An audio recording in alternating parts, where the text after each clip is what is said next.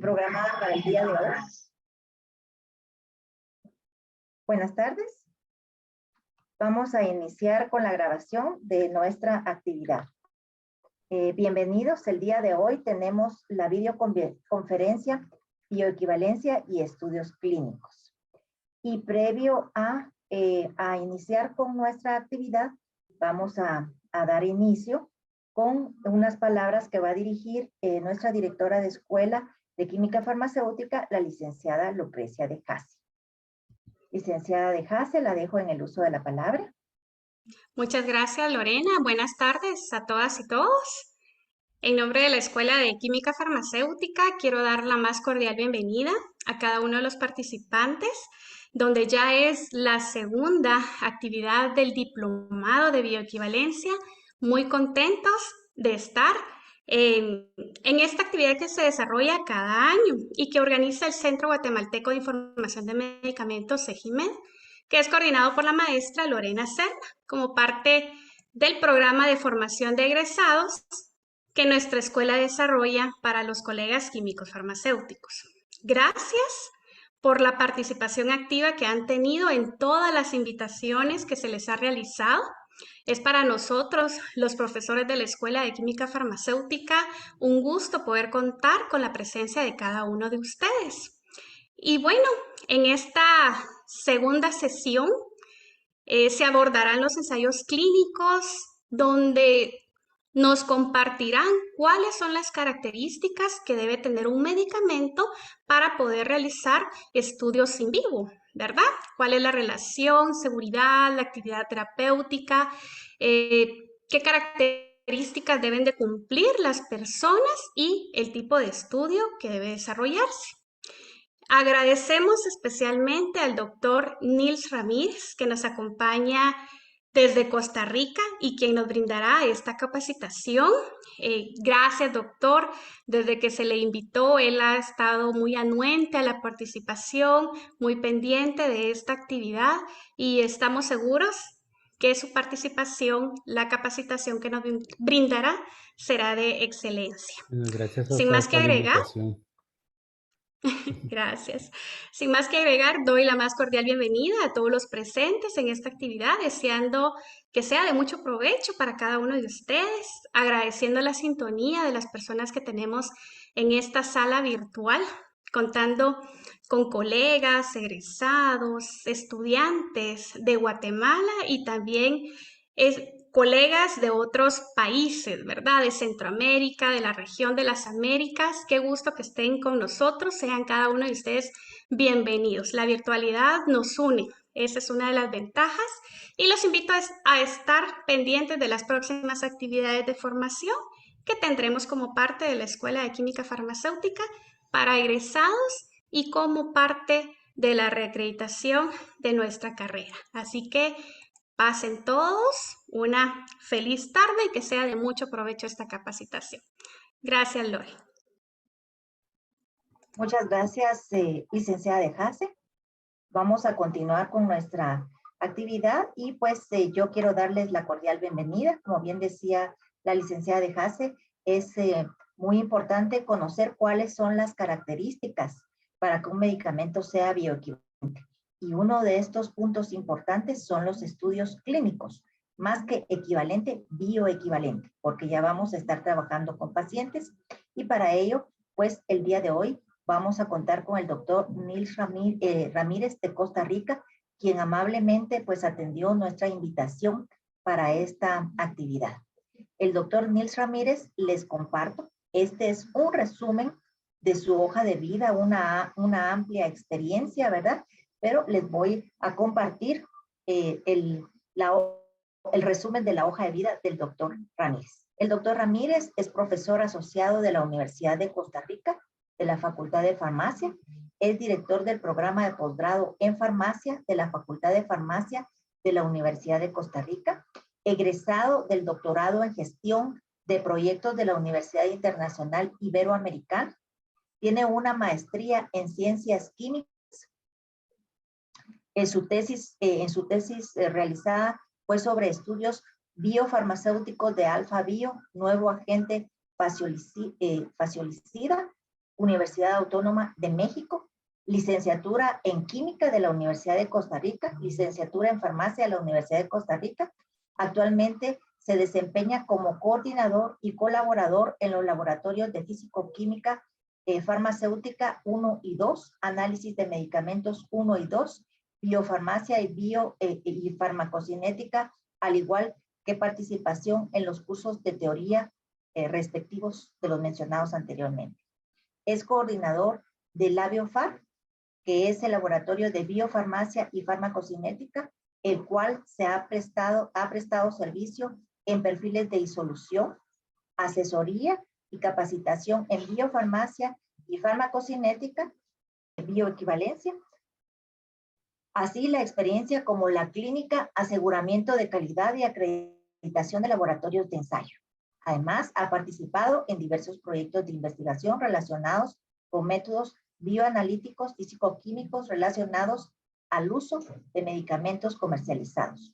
Estudios de bioequivalencia, estudios de equivalencia terapéutica para la intercambiabilidad de medicamentos, farmacocinética y comparación de perfiles de disolución.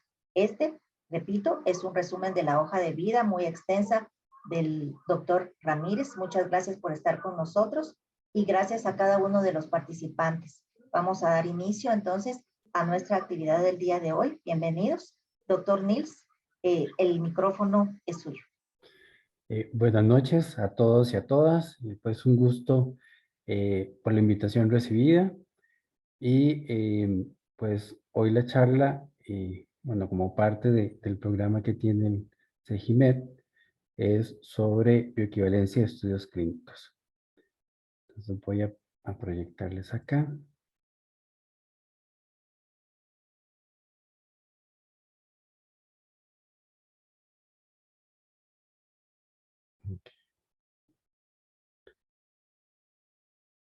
Bueno, entonces la presentación es acerca de bioequivalencia de estudios clínicos.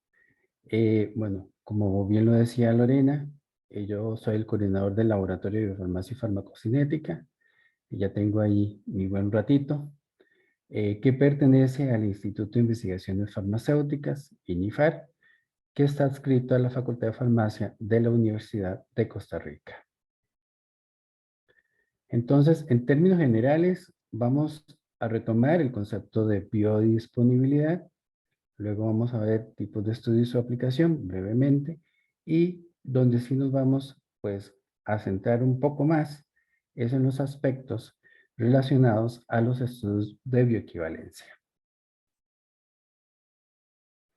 Entonces, aquí les menciono dos definiciones de biodisponibilidad. Ahí me van a disculpar a la hora que es el cambio de la diapositiva. Es FDA en mayúscula de Food Drug Administration. Es una definición en donde nos dice velocidad y cantidad a la cual un fármaco o componente activo absorbido a partir de la forma de dosificación que lo contiene se hace disponible en el lugar de acción. Esta definición, en comparación a la definición de APA, a la Asociación Americana de Farmacéuticos, tiene que ver con que en esta segunda definición se dice, se alcanza la circulación sistémica. Entonces, ¿por qué les comparto estas dos definiciones de biodisponibilidad? Porque muchas veces, o más bien en el amplio sentido, no tenemos acceso al lugar de acción, pero sí tenemos fácilmente el acceso a la circulación sistémica, o sea, al fluido que vamos a llamar, sea sangre, plasma o suero. Entonces, por eso les compartí inicialmente estas dos definiciones con respecto a biodisponibilidad y cómo, aterrizando a la realidad, podemos mejor adoptar la de la Asociación Americana de Farmacéuticos, de que se alcanza la circulación sistémica porque esperamos que las concentraciones que de ahí vamos a ir midiendo, pues me representen o pueda extrapolarlas a que voy a obtener concentraciones a un nivel terapéutico. Entonces, de tipo de estudios vamos a mencionar tres. Los estudios farmacodinámicos, los ensayos clínicos controlados y lo que hoy pues, nos reúne es el estudio de bioequivalencia. Entonces, en los estudios farmacodinámicos, principalmente, vamos a ver el efecto farmacológico o terapéutico. Eso es lo más importante acá para la declaración de la eficacia o seguridad. Bueno, pero en este tipo de estudios no podemos, por ciertas situaciones, eh, pues hacer mediciones, como por ejemplo, en el sitio en la sangre, por ejemplo, debido a situaciones técnicas, sensibilidad técnica, me refiero a que las concentraciones no las podemos medir, o también que esa concentración que nosotros vamos a medir en sangre o sea en plasma o en suero, pues no es una demostración de la eficacia o la seguridad. Entonces, eso es lo que resume principalmente los estudios farmacodinámicos. Después, los ensayos clínicos controlados, pues principalmente estos es en voluntarios que presentan alguna patología específica. Entonces, aquí el propósito de este estudio es comparar la respuesta terapéutica de un tipo de medicamento, entonces teniendo un medicamento prueba y un medicamento de referencia, que eso también lo vamos a retomar para los estudios de bioequivalencia.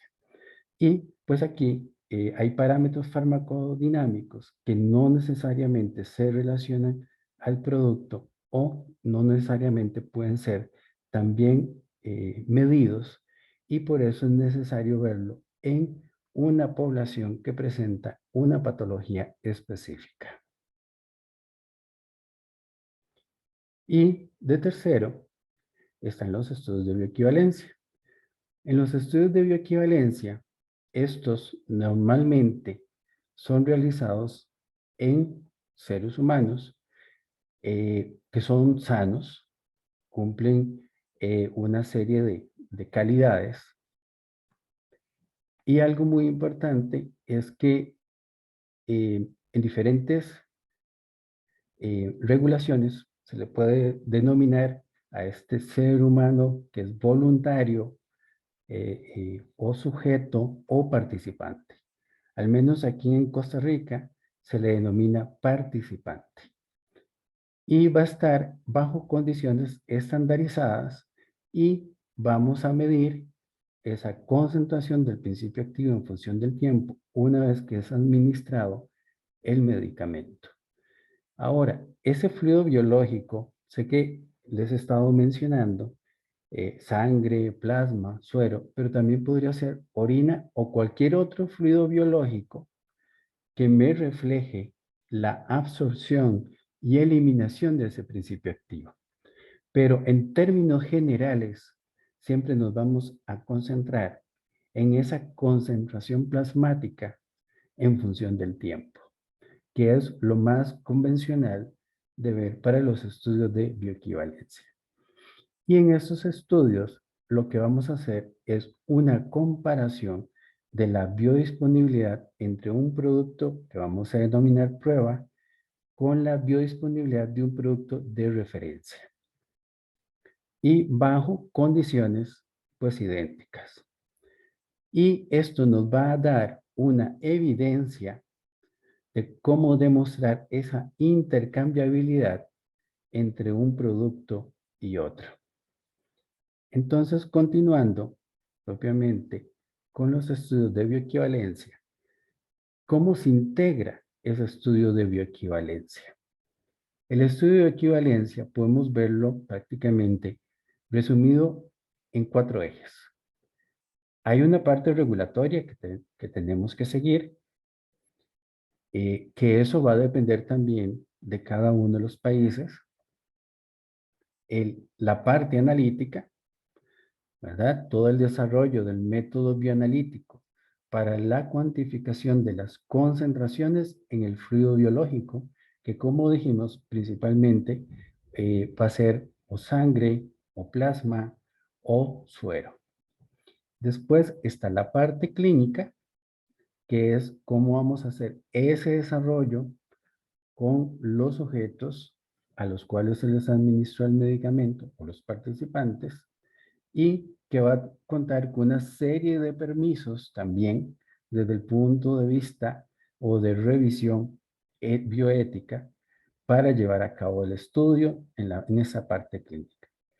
Una vez que hemos recogido toda la información de esas concentraciones en función del tiempo, va a venir una parte estadística. La parte estadística pues se vuelve la herramienta fundamental para luego decidir si un producto es bioequivalente o no lo es. O quedamos ahí y vamos a ver más adelante porque puede quedar ciertas situaciones donde vamos a decir qué vamos a hacer.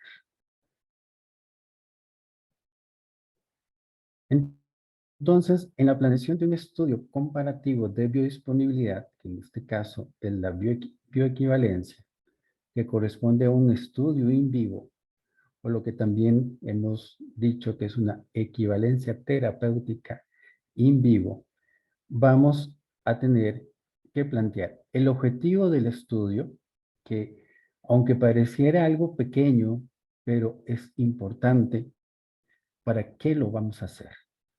Una vez establecido ese objetivo, pues vamos a hacer vamos a reclutar a los sujetos o los participantes del estudio o voluntarios.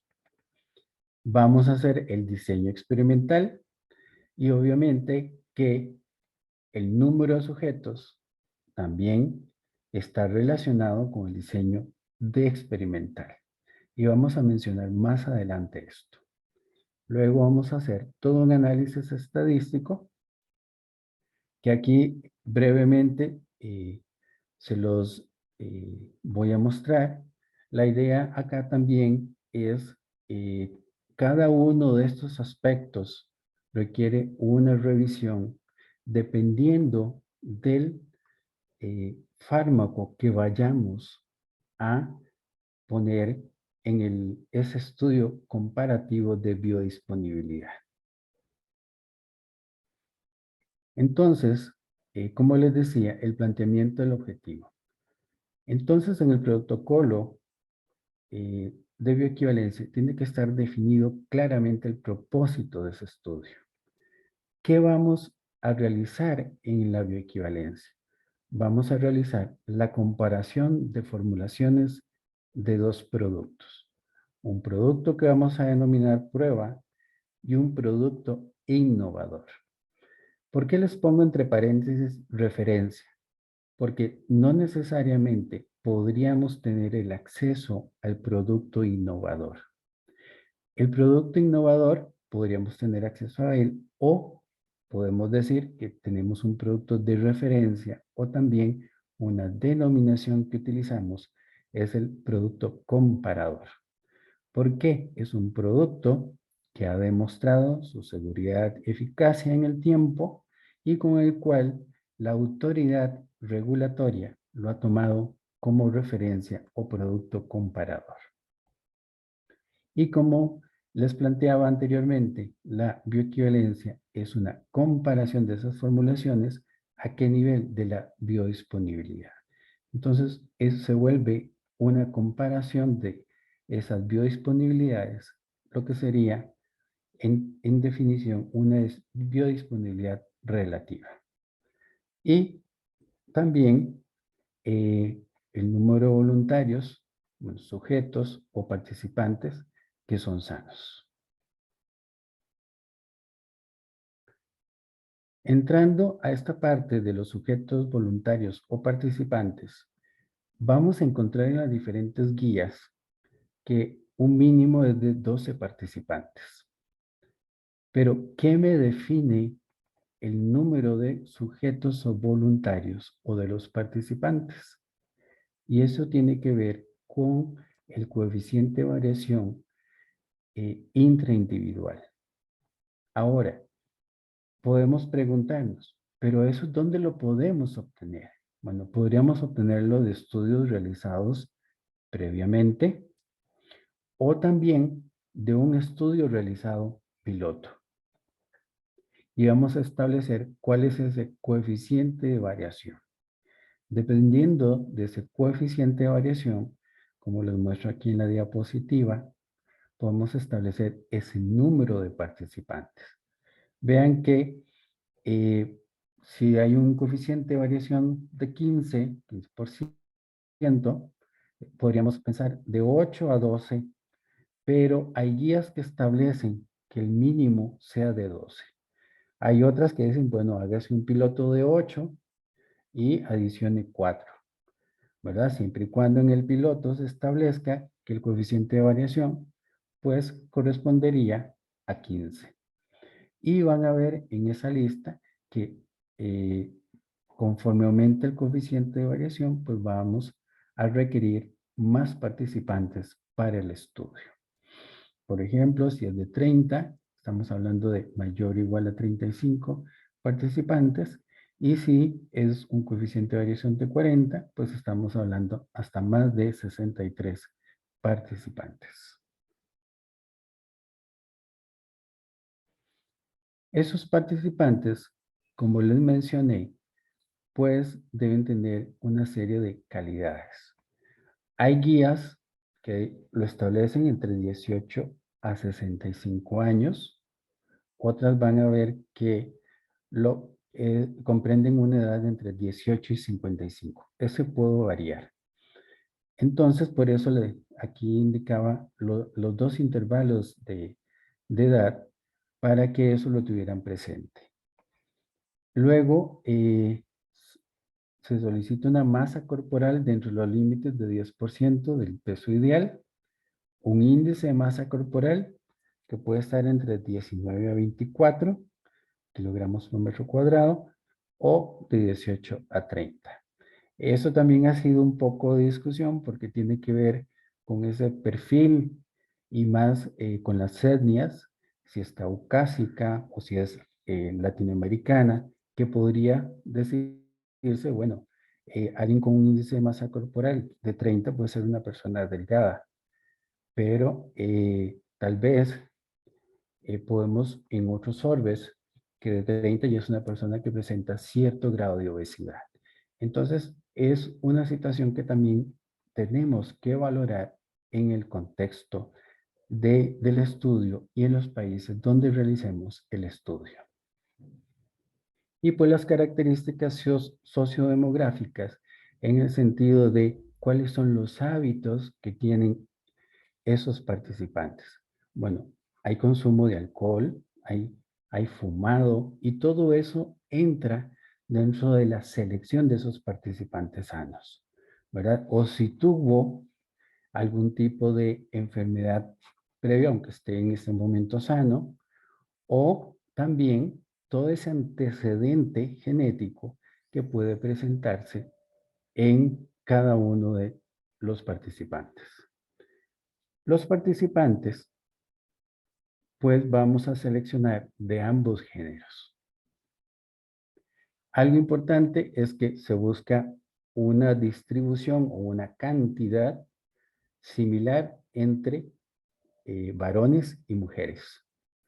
Siempre se solicita, y van a haber ciertos días, que haya un número significativo de mujeres. A la hora de que nosotros vayamos a hacer los análisis estadísticos, no separamos los datos de varones de las mujeres. Los vemos como participantes. Y hay algo muy importante. ¿Qué tipo de fármaco está en las formulaciones que estamos valorando? Porque ahí también va a haber fármacos que va a ser solo para un tipo de sexo. Digamos, si es un fármaco pues, dirigido a la próstata, por poner el ejemplo, pues aquí solo vamos a tener voluntarios masculinos. Entonces, es muy importante pues también tener esa consideración. Hay otra consideración importante en la selección de los participantes. Y eso podría ser algo que se nos puede ir, y es qué tipo de metabolizador está presente en la población. Un metabolizador lento, intermedio o rápido. Porque si nosotros hacemos el estudio sin tener ese conocimiento de que pueden haber diferentes tipos de metabolizadores, ya nuestro estudio de bioequivalencia va a perder validez para el propósito para el cual vamos a llevarlo a cabo.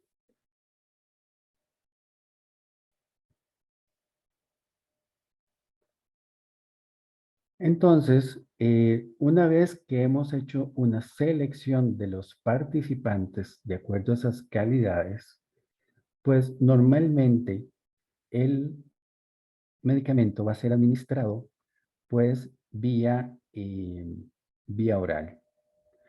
Y es el participante, se le solicita y inclusive tiene un internamiento previo en donde se debe mantener un ayuno de al menos 8 horas. Ahora, en el momento en que se le administra el medicamento, se le debe dar un volumen medido de agua. Entonces van a ver que en ciertas guías mencionan 240 mililitros, otros 250 mililitros, y hay otras guías, por ejemplo la japonesa, que dice 150 mililitros. De hecho, ahí, no sé si es, en este momento no lo recuerdo bien, pero en la guía canadiense indica 150 mililitros.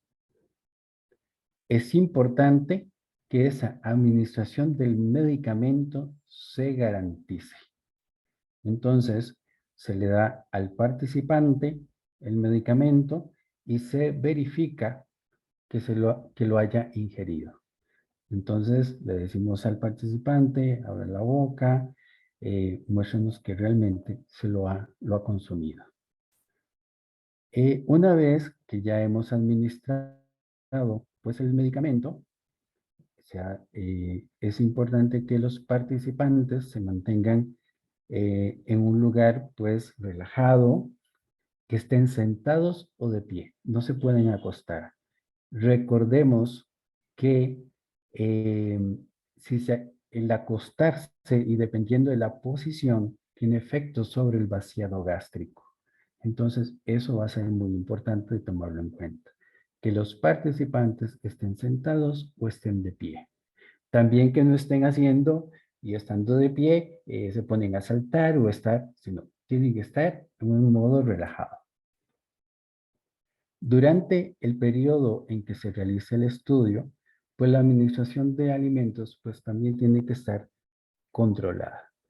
Ahora, hay estudios que recomiendan pues que el participante esté en ayuno, pero hay estudios que recomiendan el estudio administrando medicamento.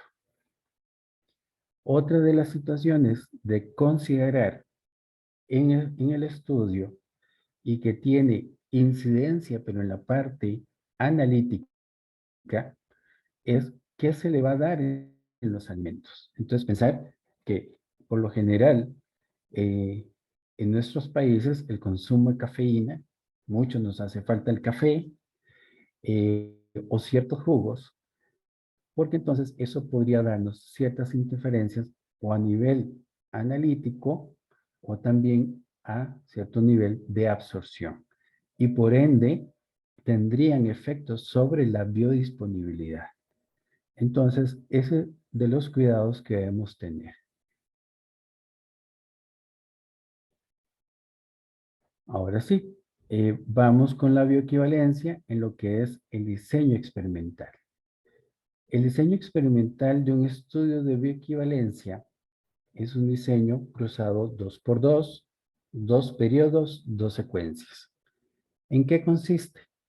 Consiste en que yo tengo mi grupo de participantes y en forma aleatorizada voy a dividirlos en 2 grupos.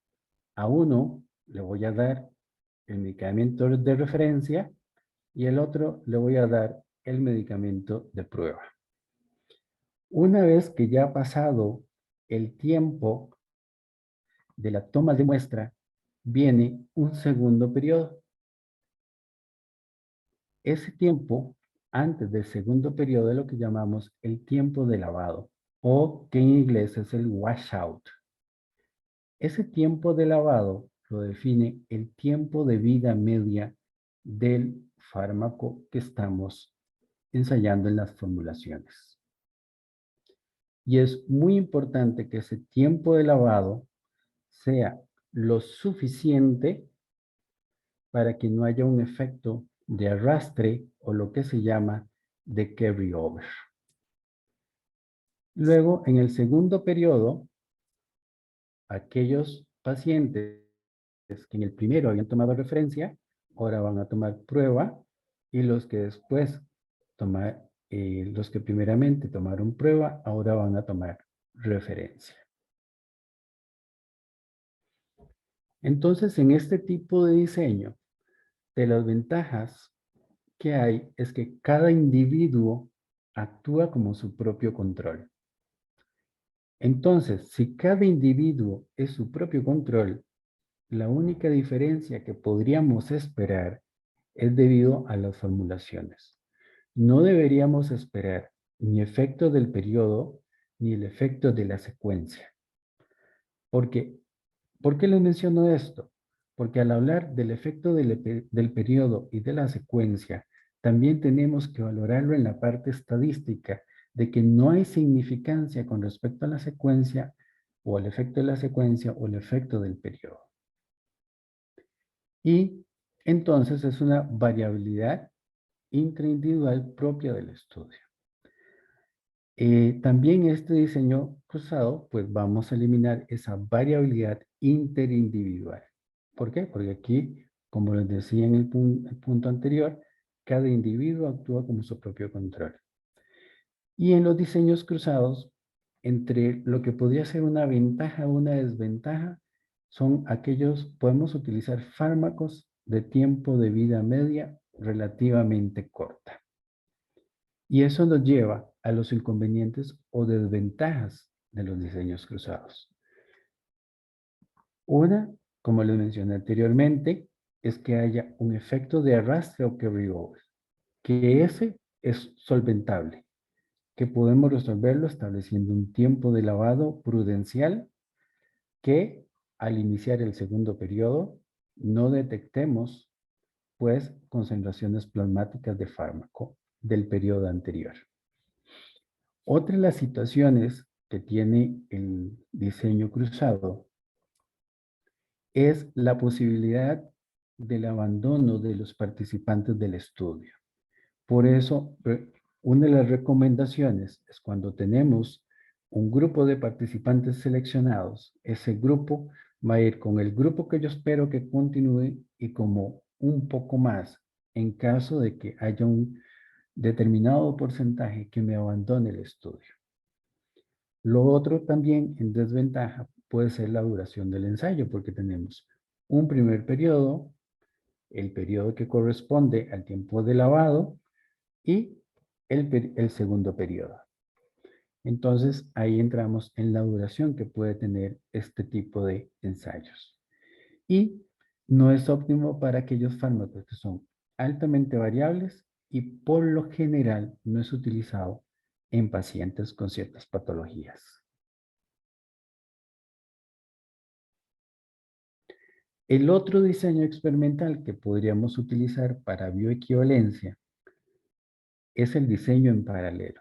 Entonces tenemos un grupo de participantes, vamos a aleatorizar, vamos a tener un grupo de participantes que va a tomar el producto de referencia y vamos a tomar otro grupo que va a tomar el medicamento de prueba. La ventaja es que acá no tenemos que tener un tiempo de lavado. Simultáneamente vamos a tener el grupo que tomó referencia y vamos a tener el grupo que tomó medicamento de prueba. Entonces, en un diseño en paralelo, pues la variabilidad interindividual, pues para que se utilicemos, pues debe ser relativamente pequeña con respecto a la variabilidad intraindividual. También lo podemos utilizar cuando hay fármacos con cierto potencial tóxico, en donde estar dando en dos ocasiones o en dos periodos, pues podamos provocar algún tipo de situación. Y la ventaja del diseño en paralelo es que sí podríamos utilizar aquellos fármacos de tiempo de vida media, que es un tanto larga. Ahora, cuando el fármaco se destina a pacientes graves y también el diseño paralelo lo vamos a utilizar con respecto a, en cuestión de costo, de aumentar el número de voluntarios, de añadir en un periodo u otro con respecto al diseño cruzado.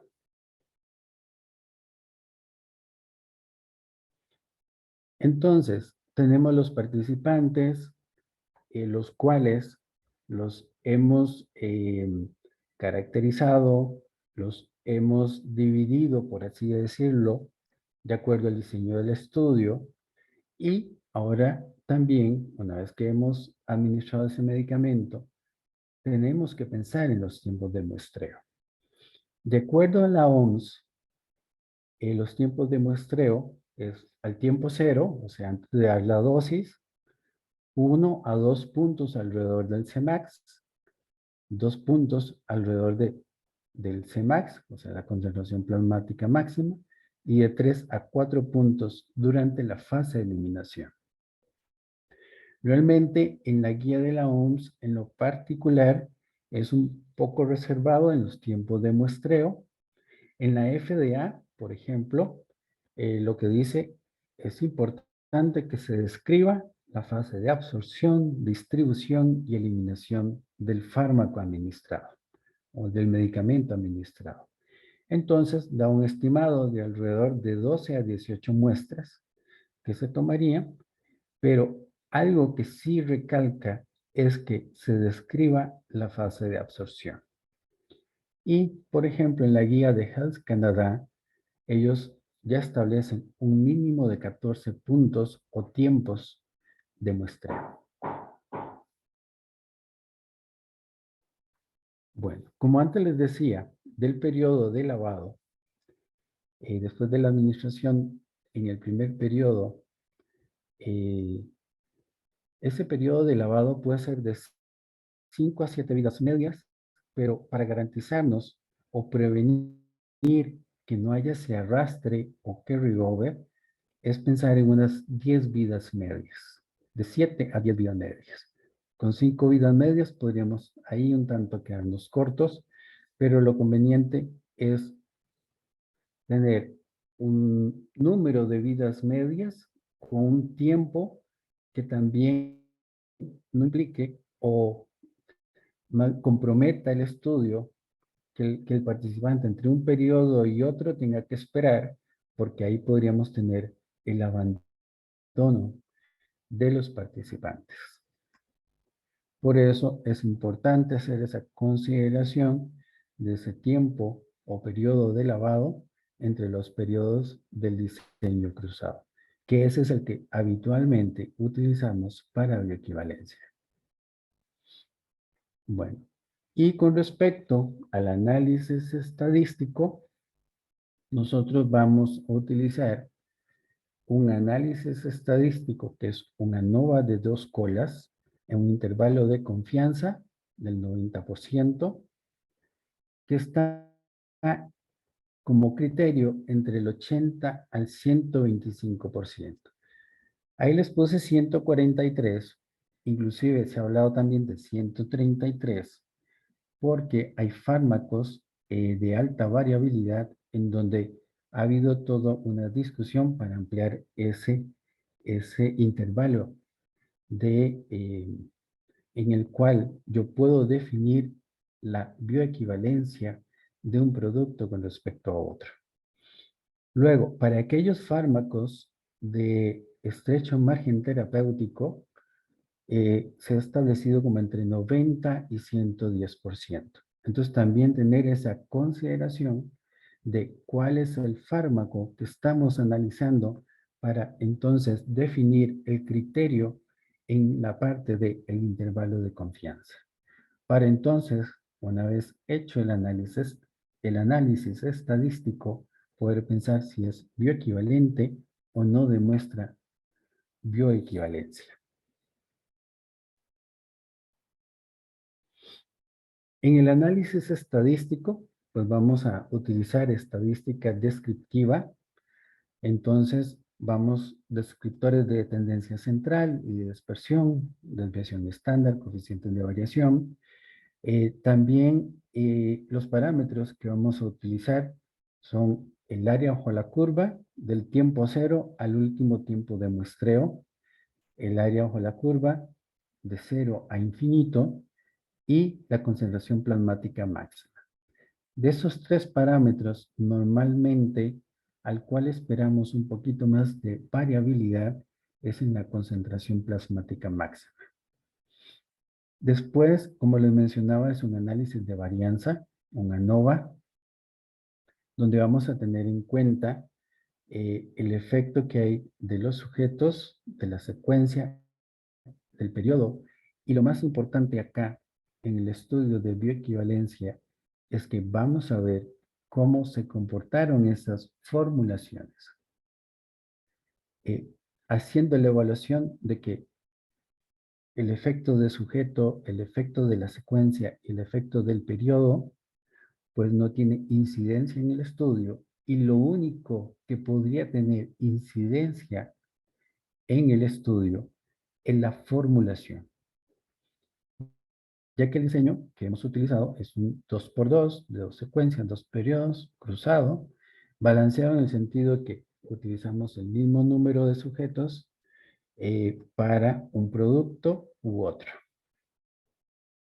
Como antes les mencionaba, pues esa construcción de ese intervalo de confianza al 90%, que se construye a partir de la razón de las medias del producto de prueba y el producto de referencia. Y estos son basados en la transformación logarítmica de estas medias. Y es lo que utilizamos para construir ese intervalo de confianza, utilizando concentración máxima, concentración plasmática máxima, y ambas que son del área bajo la curva, de 0 a t y de 0 a infinito. Algo importante también es que el área bajo la curva de 0 a t debe corresponder al menos de un 80% con respecto al área bajo la curva de 0 a infinito. O sea, tener una proporción importante que me define a mí esa cantidad de área bajo la curva. Ahora, también cuando hablamos de fármacos de tiempo de vida media, que son un tanto extensos, se puede hacer la recomendación de hacer como un estudio truncado hasta las 72 horas, garantizándonos que tenemos bien descrita la fase de absorción y poder hacer el análisis respectivo. Y algo muy importante sumado a la estadística es no solo tener en mente que el intervalo de confianza, el cual nosotros vamos a tener que responder es entre 0.8 y 1.25, 80, 125, sino también al poder estadístico, que eso ya vendrá del piloto o del propio estudio, sea al menos de 0.8, ¿verdad? Para que tenga la confiabilidad necesaria para poder establecer en conclusión si un producto es bioequivalente o no. Entonces, en términos generales, y como se los había mencionado anteriormente, el estudio de equivalencia podríamos decir que vienen como tres, todavía podemos resumirlo en tres etapas. La clínica, que es la integración de los voluntarios, la extracción de las muestras y los controles que deben realizarse. y también sin olvidar la parte del manejo ético en este tipo de estudios. La parte bioanalítica, que ha tenido previamente un desarrollo para dar confiabilidad a las concentraciones medidas de los análisis de las muestras que vamos a tomar de los voluntarios a los cuales fueron expuestos a las formulaciones. Y la parte estadística para la evaluación propiamente estadística de los resultados. La etapa estadística, entonces, se vuelve al final sumamente crítica, pues ella es la que decide si existe o no bioequivalencia. A sabiendas de que lo anterior que hemos mencionado está todo bajo los controles requeridos, pero al final es la estadística la que nos va a decir si este producto es bioequivalente o no. En este cuadro puedo resumirles lo que correspondería a un estudio de bioequivalencia. Bueno, podemos encontrar el tiempo máximo, la concentración máxima plasmática, el área bajo la curva de 0 al último tiempo de muestreo, el área bajo la curva de 0 a infinito. Podemos encontrar la constante eliminación, el tiempo de vida media del producto de prueba y el producto de referencia. Algo importante que les mencionaba es que nosotros vamos a ver una relación de los parámetros con respecto a las concentraciones plasmáticas máxima y a las áreas bajo la curva del producto de prueba y referencia. Y para ello vamos a tener el estimador puntual y vamos a obtener el intervalo de confianza. Vamos a ver en la siguiente diapositiva que el estimador puntual nos puede decir sí. Cuando yo hago el estudio, tengo mi estimador puntual en 93 y dice sí, eso está dentro del intervalo de confianza. Pero otra cosa es cuando ya del estudio vamos a obtener ese intervalo de confianza a un 90%, que tenemos que garantizar que está entre el 80 y 125 o 0.8 y 1.25. Como ustedes pueden ver acá, en este ejemplo que les muestro, pues el producto es bioequivalente. Tanto cada uno de los parámetros, pues los intervalos de confianza caen dentro de ese intervalo del criterio entre el 80 y el 125%. A continuación les muestro como una serie de situaciones que podríamos ver con respecto a los casos de bioequivalencia. En el primer caso, vemos un caso que demuestra bioequivalencia, donde el intervalo de confianza está dentro del intervalo del criterio de 0.8 a 1.25. Como antes les mencionaba, ese estimador puntual, o lo que aquí llamamos el punto estimado, pues debemos tenerle cuidado. En este caso, el intervalo está dentro del intervalo del criterio, nuestro intervalo está pues, ahí adentro y nuestro estimador puntual también. Pero vean el caso 2. En el caso 2 es un producto que no podemos decir si demuestra ser bioequivalente. ¿Por qué? Porque hay uno de los intervalos que se sale del rango del criterio. Aunque su estimador puntual esté dentro del intervalo de confianza del criterio.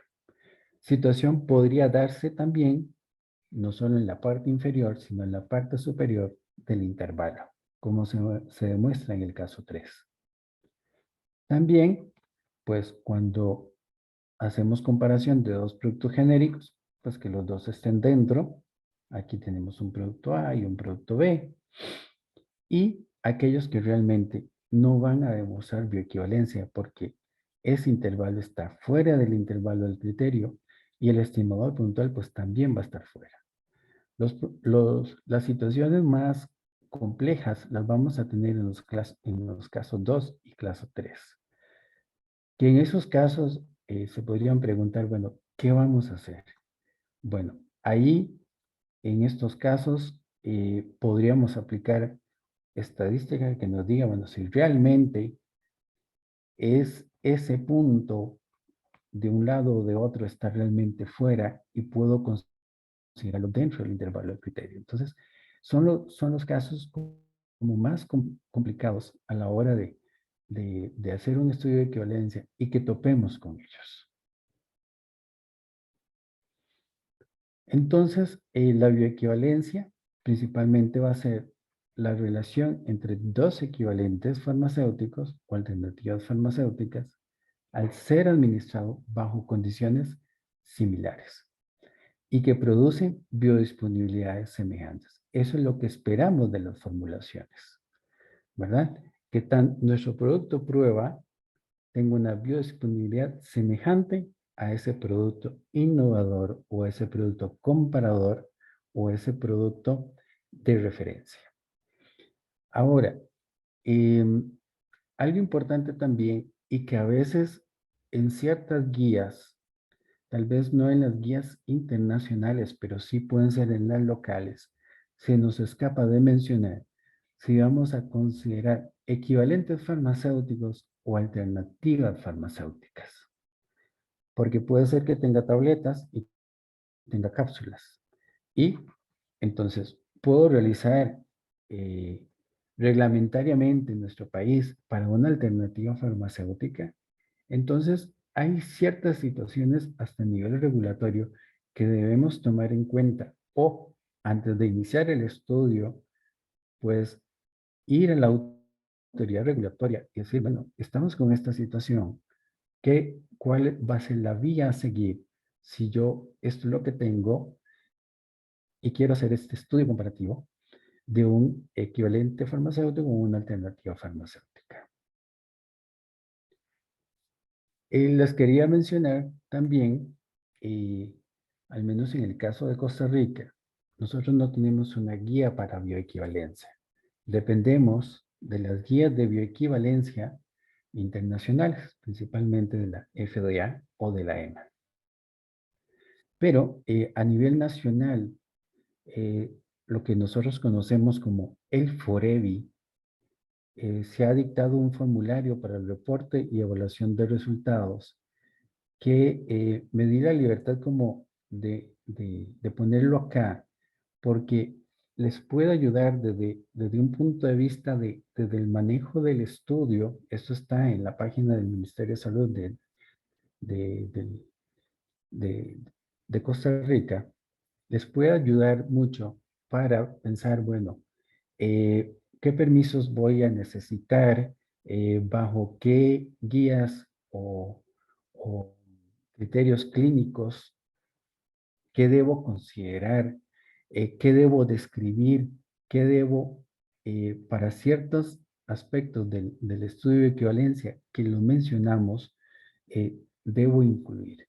Entonces, se los pongo acá como un aporte, un apoyo, si le quieren hacer un estudio de equivalencia o lo están diseñando, porque desde la parte de lo que son los procedimientos operativos estándar, de la parte clínica, de la parte analítica, del método bioanalítico y todo esto, hay una serie de aspectos que les podría ayudar también a decir, bueno, voy a hacer mi check de que realmente voy por un buen camino en el diseño del estudio. Entonces, eso es lo que les traía en términos generales y también para tener ese espacio de preguntas. Igual les puedo mostrar el formulario, lo tengo aquí abierto, pero yo creo que podríamos pasar a la parte de preguntas y después podríamos ver lo del formulario. Entonces, vuelvo con Lorena. Muy buenas noches. Perdón. Muy buenas noches. Gracias, doctor, por la excelente conferencia. Vamos entonces, aquí tenemos proyectado previo a las preguntas el QR de asistencia para que ustedes, si tienen a bien, lo pueden a través del QR, o ya tenemos también en el chat el link para que ustedes llenen su asistencia. Por favor, no se olviden ustedes de enviar después este formulario, después de que ustedes lo hayan llenado. Agradeceré, por favor, entonces, que se llene este link. Y no sé si tenemos preguntas. Ahorita vamos a revisar acá.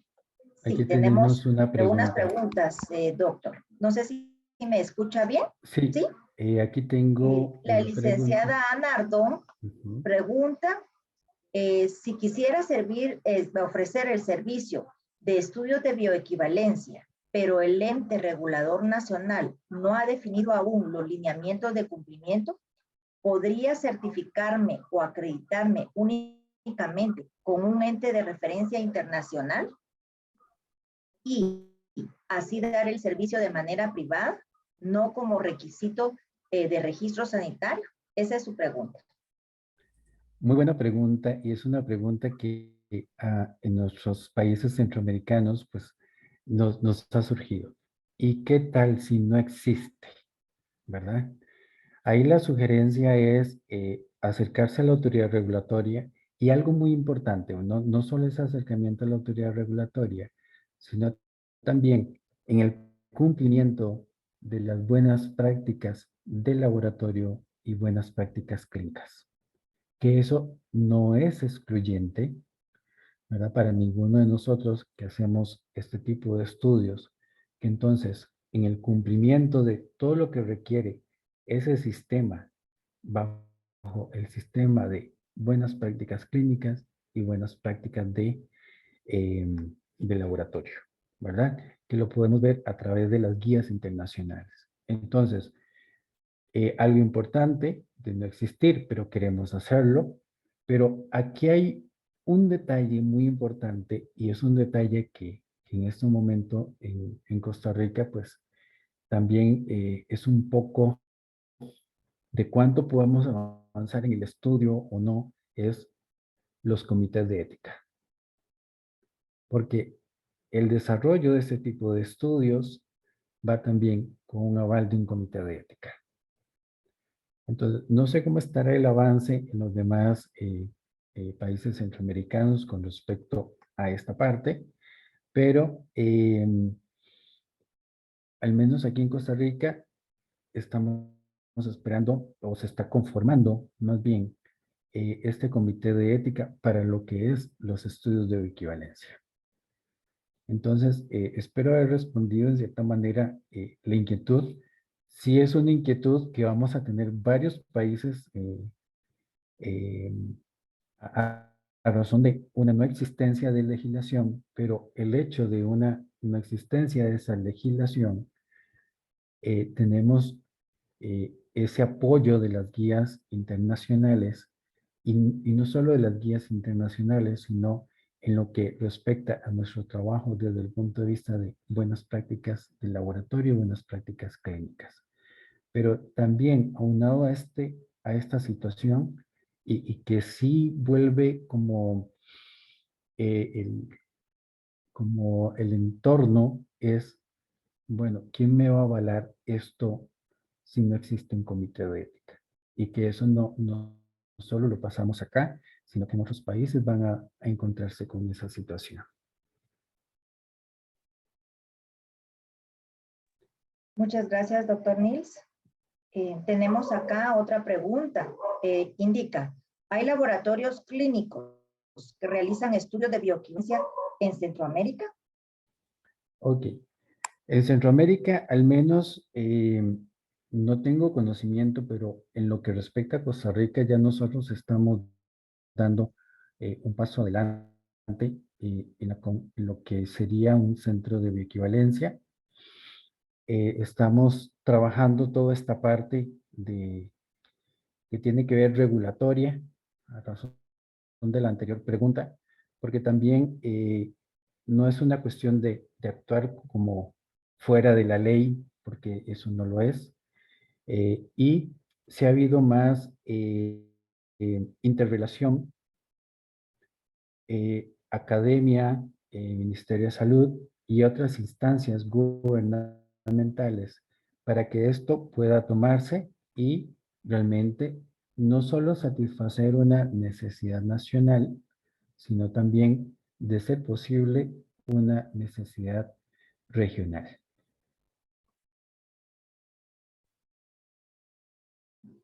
Gracias, doctor Nix. Creo que con acá la licenciada Quiñones, pero en parte se resuelve la pregunta que hace, indica si en Costa Rica, ¿qué entidad está dando el servicio de estudios clínicos?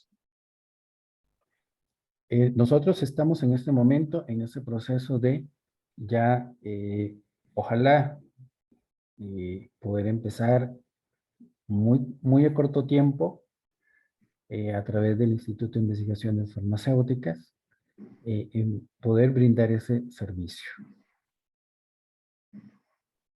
Entonces Muy bien, estamos con toda esa logística. Obviamente que cuando vamos haciendo el planteamiento nos vamos encontrando, y siempre volvemos a esta parte de regulatoria de la autoridad, de verdad, ciertos, podría decirse, vacíos que hay que ir solventando sobre la marcha, porque no solo la autoridad regulatoria se va enfrentando a un escenario que le viene siendo un tanto nuevo, sino también nosotros en este proceso vamos diciendo, nos falta esto, hay que conversar, hay que ir a negociar, ¿verdad? En cierta manera, ciertas situaciones de cómo solventarlas de la forma ética y técnica y profesional adecuada.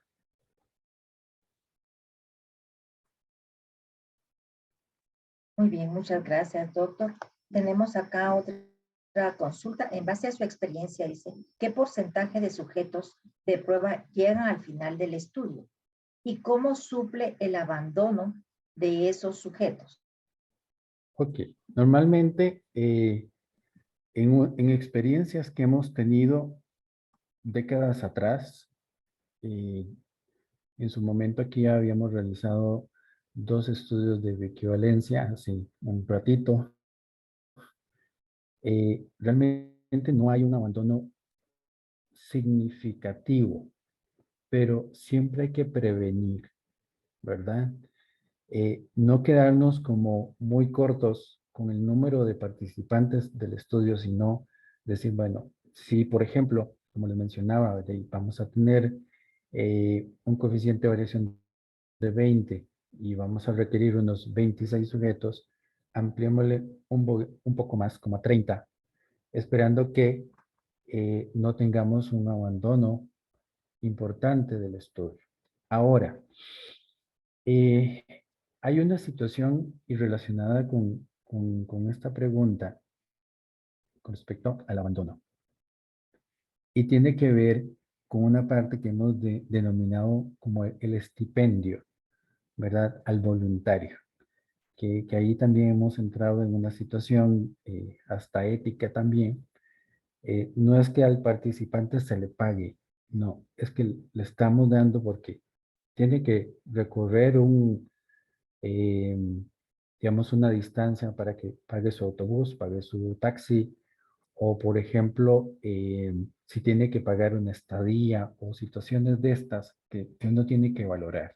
Entonces, le hemos denominado más un estipendio, ¿verdad? Que pueda cubrir ciertos gastos para que nos pueda apoyar en un estudio que realmente va a tener una incidencia en la seguridad, ¿verdad? De los medicamentos que nosotros vamos a ofrecer a un mercado.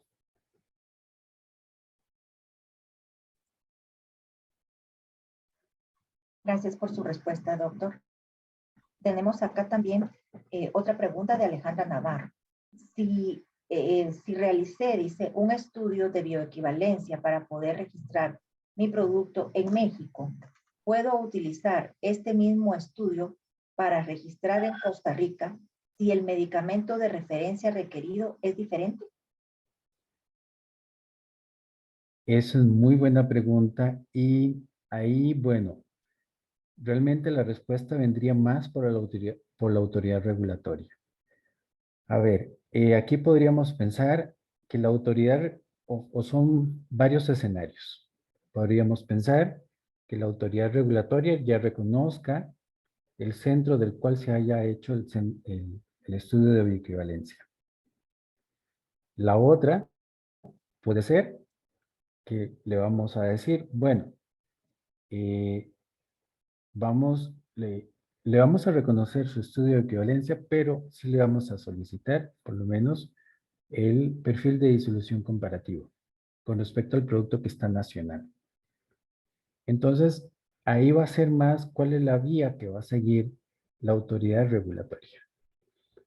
Por eso, no podemos estar aislados de lo que la legislación y propiamente de la autoridad regulatoria también vaya designando. Y por eso nosotros como competencia técnica tenemos que hacer ese acompañamiento a la autoridad regulatoria para que ese balance entre ético, técnico y realmente dar solución a este tipo de situaciones, poder apoyarlos.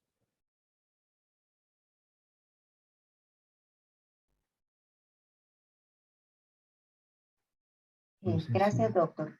Tenemos acá una pregunta, específicamente es en el entorno normativo de Guatemala, e indica, en Guatemala tenemos proyectado llevar a cabo este tipo de estudios de bioequivalencia. ¿Qué pasos podríamos iniciar para crear una normativa o cómo iniciar estos estudios? Solo previo, le quiero comentar que ya existe una normativa que está en estudio, está en proceso de revisión, licenciado. Dejo en el uso de la palabra aquí al doctor Nils para que él complemente esto que yo le indiqué. Al menos con respecto a esta pregunta, yo pienso que ya el SIGIMED está dando un paso. Y esta parte de educación continua y el involucrar también a la autoridad regulatoria, ya es un paso para qué pasos podríamos iniciar para crear una normativa. Porque entonces va habiendo gente o personas formadas o expuestas al tema que pueden perfectamente ya ir viendo las diferentes aristas de lo que involucra la parte de bioequivalencia. Y volverse también ese apoyo, como antes les mencionaba, eh, a la autoridad regulatoria. Yo soy, pues, tengo la idea, más bien, y personalmente opino, que las autoridades regulatorias sí tienen competencia, pero también nosotros desde los centros de investigación, la academia, podemos aportarle mucho a las autoridades regulatorias desde nuestro expertise técnico, formativo, para apoyarlos en este camino.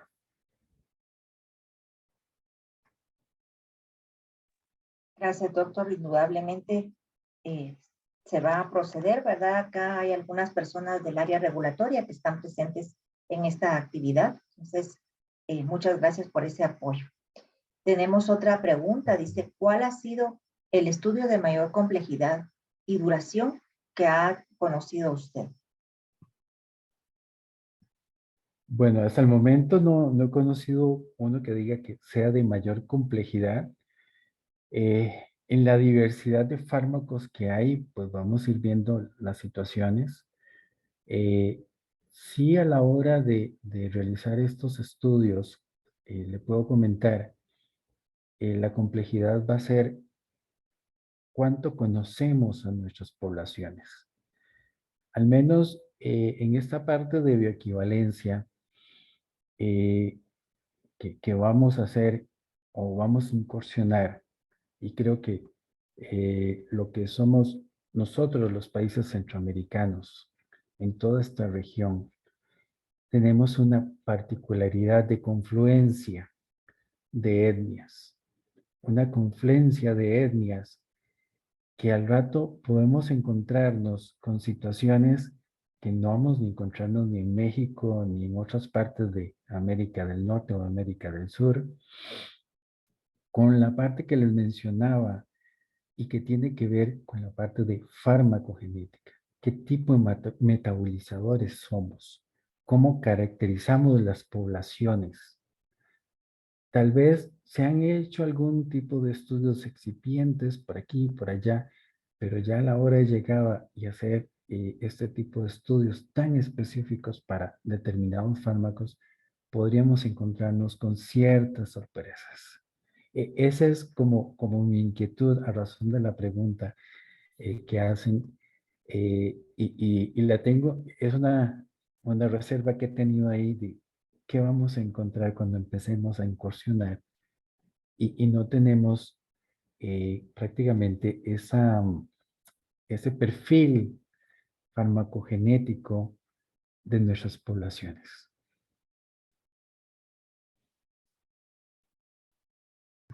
Sí, gracias. Eso es algo muy importante, ¿verdad? Porque a veces los estudios se hacen con otra población diferente a nuestra etnia y eso va a dar variación, resultados que se tengan, ¿verdad? Diferentes.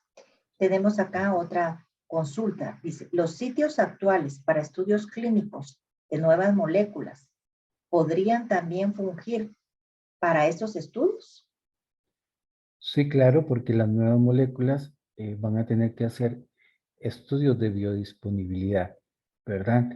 Sea en el ensayo de sus propias formulaciones, que podrían darse pequeños ensayos pilotos, que eso es algo que yo no quise como dar a conocer acá, que se habla de que bioequivalencia es un ensayo clínico tipo 1, pero en el sentido de que a la hora de tener una molécula nueva, vamos a tener una nueva formulación y vamos a tener que tal vez hacer modificaciones de nuestra formulación una vez que estemos con grupos piloto, bien, teniendo la o las formulaciones competentes para determinada terapéutica y que al final tengamos que hacer un comparativo, ¿verdad? Entonces, no es excluyente. Y vamos a ver también en la literatura o en las guías que normalmente van a ver que viene como título estudios de biodisponibilidad y bioequivalencia, porque no podemos excluir una de la otra.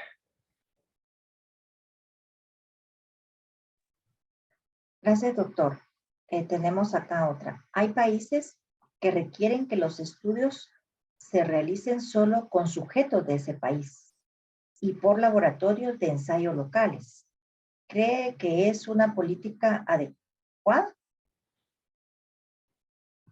En mi opinión personal, eso hay que valorarlo en el sentido de dónde viene el estudio. Y como antes mencionábamos, cuán diferente es la población a la cual ese producto va a llegar y la cual se hizo el estudio. También, qué tipo de fármaco estamos aquí viendo y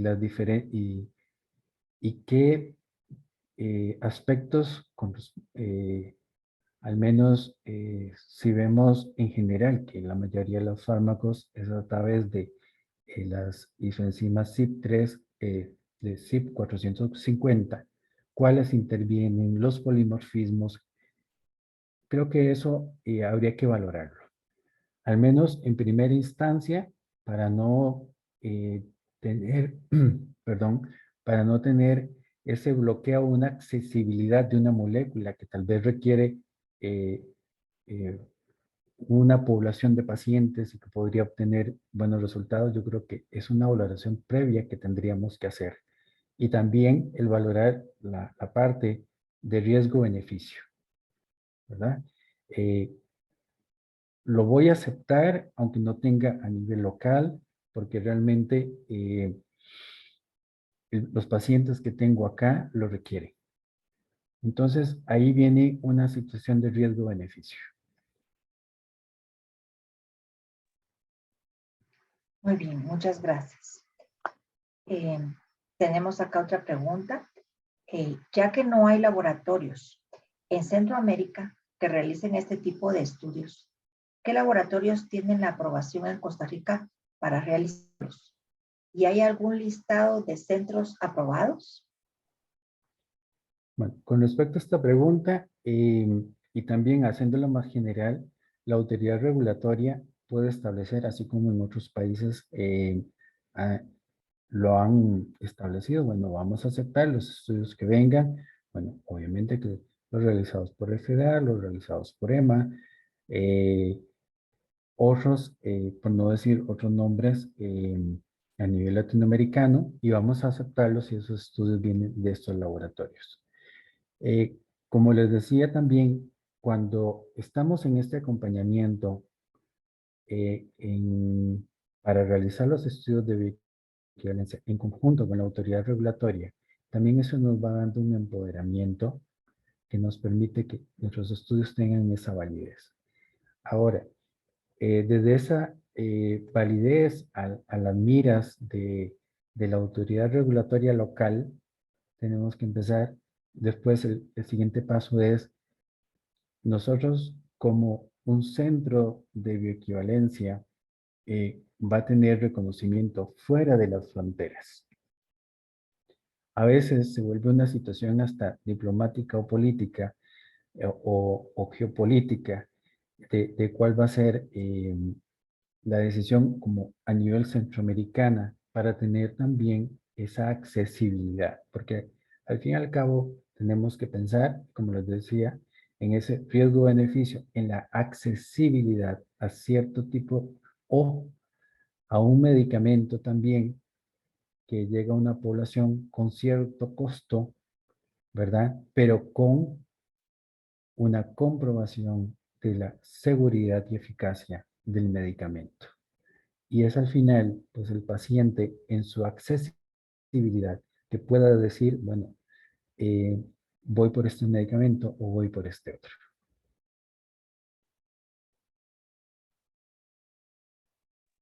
Muchas gracias, doctor.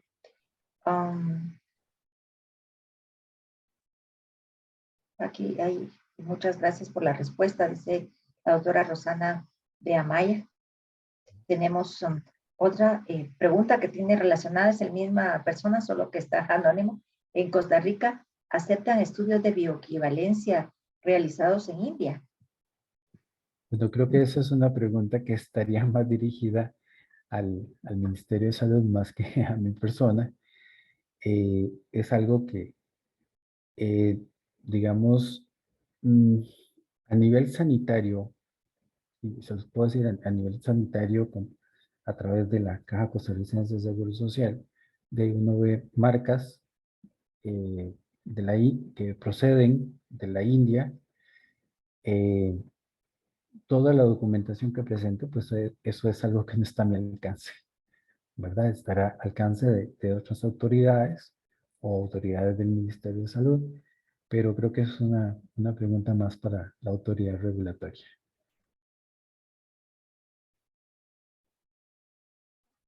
Muchas gracias, doctor. La verdad es un tema extenso, apasionante y que necesitaríamos, por eso tenemos, digamos, durante el resto del año la capacitación sobre otros temas en relación a lo que es bioequivalencia. Y como dice usted, pues es la unidad regulatoria la que decide qué aceptar o no en base a la normativa que tiene, ¿verdad? Y en base también al contenido de esos estudios de equivalencia. Sí, Así también que, algo importante de rescatar es que aunque sea una decisión regulatoria, sin dejar de lado que va con un peso técnico, ¿verdad? No dejarlo en ese sentido que es la autoridad regulatoria, sí, pero es la autoridad regulatoria que toma una decisión basada en una serie de criterios técnicos, los cuales nosotros como profesionales podemos apoyarlos, ayudarles en mayor o menor grado para la toma de decisiones y que al fin, pues esto a quién beneficia. Beneficia al paciente que está con determinada patología y que le da una accesibilidad a ese medicamento. También aquí estamos hablando de un asunto también de accesibilidad sin dejar de lado una parte técnica, ética dentro de un sistema regulatorio. Sí, muchas gracias, doctor. Y al final, como usted dice, el beneficiado va a ser todos nosotros que somos usuarios de medicamentos, ¿verdad? Medicamentos más seguros, más efectivos, porque van a estar comprobados, pues, esta efectividad. Pues, agradecemos su participación, su excelente ponencia, ¿verdad? Y el compartir su experiencia con nosotros, que estamos, digamos, como le comenté, iniciando este proceso, ¿verdad? Porque la normativa se está evaluando. La licenciada de Haas está participando en esta revisión de la normativa, ¿verdad? Que pronto no tenemos fecha para que entre en vigencia, pero las autoridades sanitarias van a estar informando en relación a esto. Es un gusto pues, poderlos apoyar, aunque sea un granito, Muchas gracias. de la experiencia que puedo tener. Pues solamente quiero recordarles a nuestra audiencia, gracias por estar acá, a todos los compañeros de Centroamérica, a todos los compañeros de República Dominicana, de otros países que tenemos acá. Gracias por estar siempre compartiendo con nosotros esta actividad y esperamos que les sea de mucha utilidad en su quehacer diario y también en las áreas regulatorias. Solamente les recuerdo, por favor, que pueden llenar el formulario de asistencia a través del QR o a través del link que se colocó en el chat de esta sala. Por favor, solo llenarlo una vez y no se olviden de enviarlo una vez que lo hayan llenado. También tenemos un formulario para que usted nos haga favor de evaluar la actividad, que eso enriquece, ¿verdad?, nuestras próximas actividades. Y vamos a estar invitando al doctor Nils para próximas oportunidades, si usted tiene el espacio, ¿verdad? Porque tenemos todavía actividades, ¿verdad? Durante el mes de septiembre, octubre y noviembre, de estas sobre bioequivalencia específicamente. Con Doctor mucho Nils, gusto queremos... para ahondarles Sí, ahí en ciertos aspectos que por el tiempo también no da para hablar un poquito más. muchísimas gracias, doctor Nils. En nombre de Segimed, pues Segimed le vamos a hacer entrega de un diploma a la distancia, se lo vamos a estar haciendo llegar vía chat o a través de correo electrónico.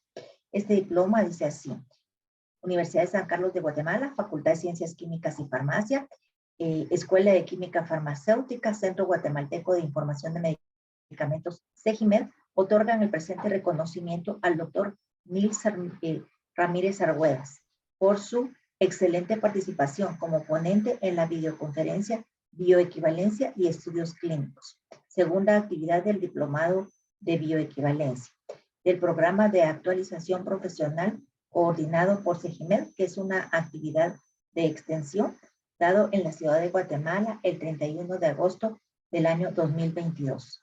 Y de enseñar a todos, está firmado por la maestra Lucrecia de Haase, directora de Escuela de Química Farmacéutica, y por una servidora, Lorena Serna, que tengo a cargo la coordinación del Centro de Información de Medicamentos. Muchísimas gracias, doctor Nils. Excelente ponencia. Gracias por todas esas respuestas a las consultas que tenemos acá en los diferentes chats. Muchísimas gracias por estar con nosotros y lo invitamos, ¿verdad?, para estar participando en una próxima actividad. Vamos a estar concluyendo esta actividad en el mes de noviembre con un foro, entonces le vamos a estar invitando. Muchas gracias. Ya les anticipé el cierre de la actividad aquí a los participantes. Gracias, Claudia, por la proyección. Les quiero compartir también que estamos trabajando en los años anteriores, porque fue 2020 y 2021, estuvimos trabajando en lo que es el diplomado de farmacovigilancia. Les había comentado yo que dentro de los proyectos del Centro Guatemalteco de Información de Medicamentos está el realizar o tener un centro centinela de farmacovigilancia en Segimed, y estamos trabajando en este proyecto. Para ello, pues, tenemos un formulario que es una encuesta, que es la factibilidad de la implementación del Centro Centinela de Farmacovigilancia en Segimed, y pues les agradeceríamos, que eso enriquecería mucho, ¿verdad?, este proyecto que estamos haciendo, que ustedes tuvieran a bien llenarlo, ya sea a través del QR que está aquí proyectado o a través del link que se les va a estar compartiendo, que ya se les está compartiendo en el chat de esta sala. Entonces, muchísimas gracias. Agradezco siempre a todos los participantes por permitirnos entrar a sus casas o a sus trabajos, ¿verdad? Dependiendo del horario en el que estén, para poder compartirles estos temas de importancia y agradecer a nuestro excelente ponente por haber compartido con nosotros todo su conocimiento. Muchísimas gracias. Claudita tiene información al respecto del tema del día de hoy. Edición. Muy buenas noches a todos. Pues solamente agradecerle al doctor Nils por la excelente ponencia que nos ha compartido en esta noche.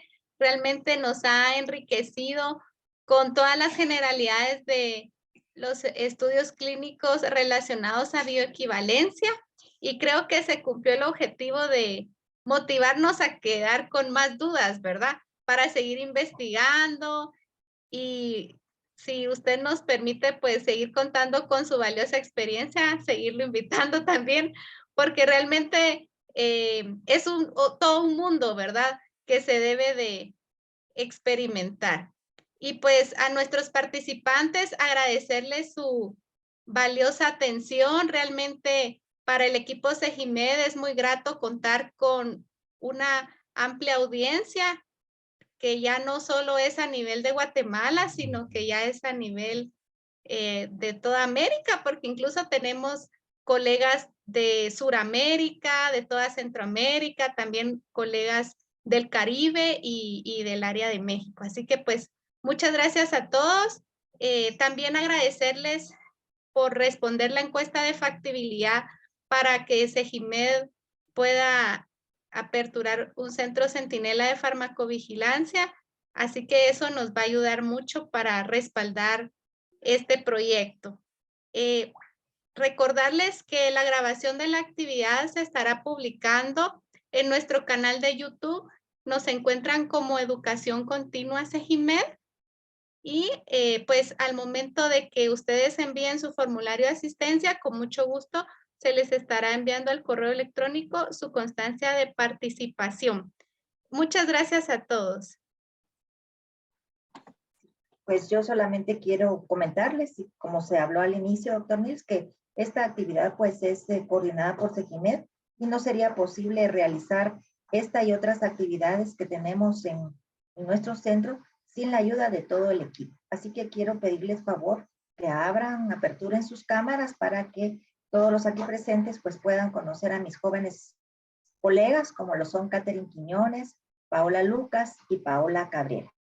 Así que este semestre con las nuevas EPS no me puedo olvidar yo de Paola. Si me equivoco, las dos se llaman así. Así que estamos. Y por supuesto, sin el apoyo de nuestra directora de escuela, la licenciada Luqui de Hasse, que está aquí presente, no sería posible realizar todas estas actividades. Así que muchísimas gracias a todo el equipo. Gracias, doctor Nils, nuevamente. Gracias a todos los participantes. Y me estaba leyendo yo a Claudita que no está disponible, que no podían abrir el link de la encuesta para la factibilidad. Entonces, pero vamos a tener unos minutos para que puedan llenarnos esa encuesta que será de mucha utilidad para nuestro proyecto que tenemos ya desde hace bastante tiempo. Muchas gracias a todos. Bienvenidos y por favor no se pierdan la próxima actividad de extensión, de capacitación que tendremos en Segimed. Licenciada Luqui, ¿quiere dar unas palabras de cierre a esta actividad? Gracias, Loren. Solo agradecer al colega, al doctor Nils Ramírez, por la excelente ponencia que nos dio. Como él dice, es un tema muy extenso, ¿verdad? Y amplio para poder abordarlo en una hora. Agradecemos esa síntesis, doctor, muy efectivo, e invitarlo para que siga participando con nosotros en estas conferencias que han sido de vital importancia para los colegas farmacéuticos de Guatemala, de la región, como indicó Claudia, ¿verdad? Y esto es posible gracias a la colaboración de personas como usted que nos brindan este tiempo, conocimiento de una forma gratuita. Así que muchas gracias que ha invitado para seguir siendo nuestro profesor. Y agradecer al equipo SEGIMED, a Lorena, a Claudia, a Katherine, a nuestras dos EPS, Paola y Paola, por el trabajo que han realizado en estas actividades y desearles una feliz noche a cada uno de los presentes en esta sala virtual e invitarlos a que estén pendientes de las siguientes actividades. Así que muchas gracias a todos, que pasen una feliz noche. Nos despedimos. Les deseamos un merecido descanso. Feliz noche. Feliz noche Muchas a gracias. todos. Feliz noche. Hasta luego.